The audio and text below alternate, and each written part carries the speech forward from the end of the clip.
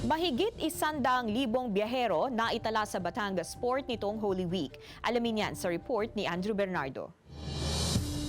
Dagsa ang mga pasahero sa pantalan ng Oriental Mindoro kahapon, araw ng linggo. Mahaba naman ang pila ng mga sasakyan papasok sa pantalan sa Marinduque. Pero sa pantalan ng Batangas, maluwag ang passenger terminal at walang bakas ng dagsa ng pasahero. Pero pagdating sa labas, doon na tumambad ang mahabang pila ng pasahero. Nagkaubusan daw kasi ng bus sa pantalan.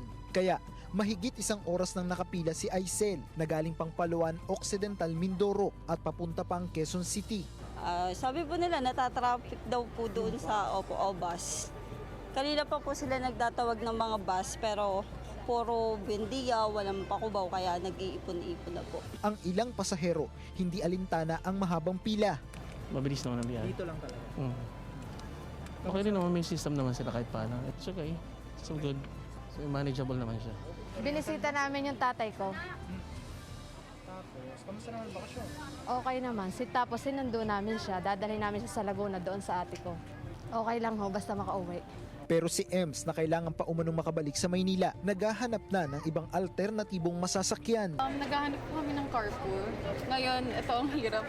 Pagod po, kasi sa Puerto pa lang pagod na rin kami. Sobrang haba ng pila. Namin pa balik ng Manila. Kasi wala rin choice, yung tagal pa, tapos umuulan na.